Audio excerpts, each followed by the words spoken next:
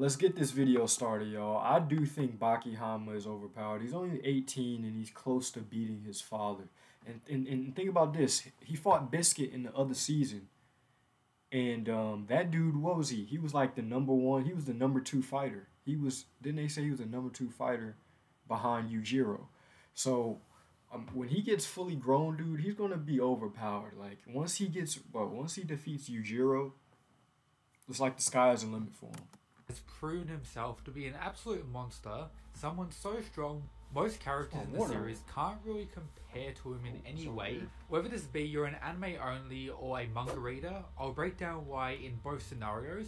But let's first have a look at his origins and how Baki was able to build up this power and become so monstrous. Long ago, we had 13-year-old Baki fighting Gaia, with him actually dying in this scene as shown here, with it believed to be his Hanma blood allowing him to awaken in some way and defeating him by the end of the fight.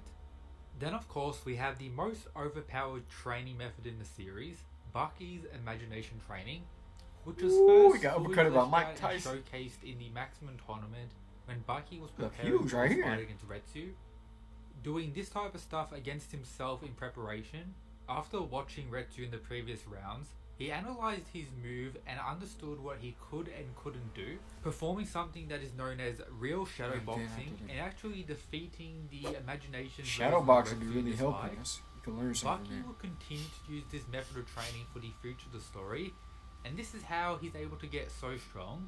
Baki, while not having a full understanding of Yujiro's power, tries his best to imagine himself fighting Yujiro. This is where we see Baki defeated multiple times throughout the series, and even the imagination version of Yujiro creating an earthquake from attacking Baki himself, something a lot of people actually missed in the series itself. However, it doesn't stop there. Remember he stopped the earthquake in Baki the Grappler? He literally stopped the earthquake, bro. That was scary. Then in the Pickle arc, the most recent addition for the anime watchers, we have Baki using his imagination training. That was just savage. Themselves, Baki fighting T-Rexes with his imagination alone. Now let's take a step back and look what Baki has actually done in the series. I'll go over what's been shown in the Netflix anime adaptation only, as if you haven't read Grappler Baki, that's your loss, go read the manga. We get introduced to Baki in the prisoner arc. The only time throughout this arc we see him serious is when Sikorsky kidnapped Kozue. Baki proceeded to beat him up when that occurred. And then when Baki had that huge buff due to some other type of training I won't go into detail for today's video, he was able to 2v1 Yanagi and Sikorsky. I don't remember this part. Of course, Baki was poisoned throughout the scene, but after recovering, he has been pretty much unstoppable. This was my favorite part of the series, when he gave him that soup with that sugar water, bro. It's like he was turning Super Saiyan or something. Then of course we had the Ali Jr. arc. We all know how their final fight ended up going. Baki just he was pissing me off so bad, dude. Ali Jr. was making me mad so bad. For the majority of this arc, kind of messing around.